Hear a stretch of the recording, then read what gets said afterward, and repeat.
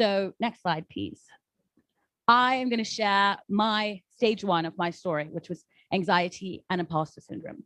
So in 2014, I went to a summer camp at this very, very fancy, incredibly amazing boarding school. My school had opportunities to take African history with a focus on the rivers of Nigeria, robotics, all of these things. And I applied to this school. I didn't even tell my parents I was applying because it was in America. And at the time I lived in the UK. And I got in and I went off. And there I was surrounded by some of the most brilliant people. I think out of my grade of 120, 76 applied to Yale. And that wasn't with wishful thinking. That was with evidence-based results. And so I kind of began to feel like, am I good enough? Do I deserve to be here? And despite being intelligent, successful, and getting the test scores to get into Yale, I always had this feeling of I'm not as good as everyone else, despite evidence saying otherwise. And so then in 2016, I graduated from high school, I got into Yale, and I set off on my university journey, but it was very difficult. I struggled with severe anxiety about social situations that had to do with the color of my skin, living in the United States, that had to do with feelings of maybe I'm not as culturally exposed as some of my peers, or I've never taken computer science, maybe I'm not as good enough. And I felt, even though I was trying my best in school, I felt like an imposter. And now these photos show how, I think some of them might even be on my social media.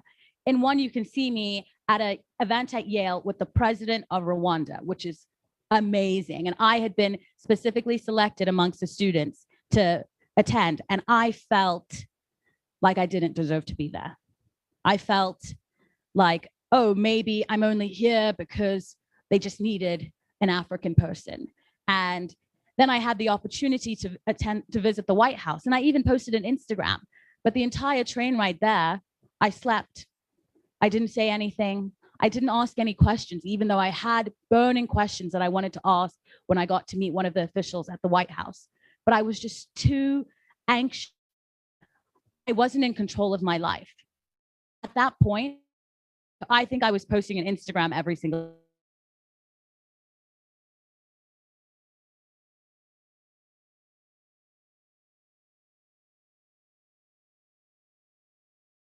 Then maybe I would feel better about myself.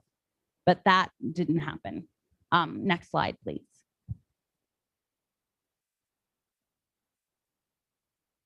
So I'm going to explain what maladaptive coping mechanisms are. It's kind of a mouthful, I must say. I had to practice saying it before this presentation. But maladaptive behavior is an action taken by a person that prevents them from being well-adjusted to their surroundings. And by well-adjusted, it means prevents you from having the ability to thrive and to live your best life. This behavior is used in an attempt to reduce anxiety over an event or situation, but in reality, it's ineffective at doing so. Next slide, please. So stage 2, I was concealing the pain of anxiety with maladaptive coping mechanisms. In the first photo here, you can see it's me with my siblings and my dad on Christmas. Everyone's smiling, but I couldn't even bring myself to smile. And nobody really understood why.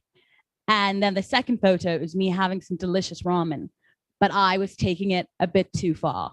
I was eating 3 dinners, 3 breakfasts. And it wasn't because I love food. It was because food provided me with a comfort when I was feeling so low and so having so much self-doubt, questioning my every move, questioning if I even deserved to be on this planet. And then I was also partying. Yes, I admit it.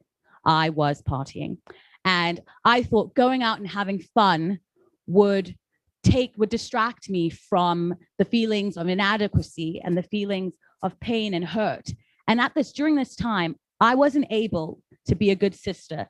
I wasn't able to be a good friend, and I was not able to be a good daughter. I started missing family occasions.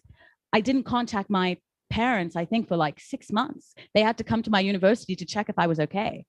I I experienced a lot of different traumas throughout this period, and I kept it all to myself. I had this belief that if I said something, I was weak. If people knew that I had been struggling, people would see me as less than. And my heart was broken every day, and I couldn't quite tell why. So I continued to eat and party. Next slide. I'm trying to add some comic relief because don't worry, things get a bit dark. So what is clinical depression? Depression in general is a mood disorder that causes a persistent feeling of sadness and loss of interest. It's also called major depressive disorder or clinical depression. It affects how you feel, think, and behave, and can lead to a variety of emotional and physical problems. So next slide. So this is stage 3 for me, full-blown clinical depression. If you look in the first image, that's my family again on Christmas. One of the traditions we do is we all wear matching pajamas. I'm not in that photo because I didn't feel like I wanted anyone to see me. I was hiding every day. I would lock myself in my room and just lie in bed for hours on end. It got to a point where I had to leave Yale and take time off because I was not well. And at the time, I told people, oh, I'm taking a semester off to do an internship, or I'm working for my dad this semester. And I tried to hide my pain because I thought, again, people will think that I'm weak, because I thought that I was weak. But what I didn't understand was that I had an illness. I had clinical depression, and it only got worse as I didn't have the information or didn't know the resources that were out there to help me. In the second picture, I don't even know why I took that selfie. I look miserable. Wait, no, go back. I'm not done. In the second picture, I don't know why I took that photo. I look absolutely miserable. It got to a point where I would periodically just shave my head, and not for style, because I couldn't be bothered to take care of myself. I didn't wear nice clothes. I was in leggings and sweatpants all day, every day. Sweatpants are tracksuit pants for those, I guess, cultural difference. And then in the third picture, that is when I kind of started to consider taking my life back, but gave up. I gained about 80 kilograms over the space of 11 months. I was eating every day, and my friends and I joke about it now. I would wake, and my family too, I would wake up in the morning and I would make myself 6 scrambled eggs I would get this truffle oil, and the whole house would stink of truffle, and that's how everyone would wake up. And I would make my eggs. I wouldn't say good morning to anyone. I wouldn't offer anyone else eggs. And then I would add a whole wheel of brie cheese. Now, brie is one of the fattiest cheeses. When I tell you, it is potent. So the house stank. I was rude, and I isolated myself. And I would eat this breakfast every day. I would eat my meals alone. And this is during COVID lockdown, when I think a lot of us started to realize the kind of toll that mental health can take on you. And I was living in a family full of 7 happy, joyful people who wanted to see me, who wanted to make sure I was okay. And I was in a place where I couldn't accept their help. And it got to the place where I was suicidal. I no longer wanted to live. I didn't see my life as worth anything.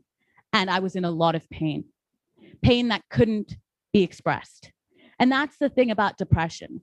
I often call it the invisible illness, because it can be so pervasive, so insidious, so take such a clutch on your life, and nobody around you knows. People just thought, oh, she just wants to be a full-figured woman. No one thought that.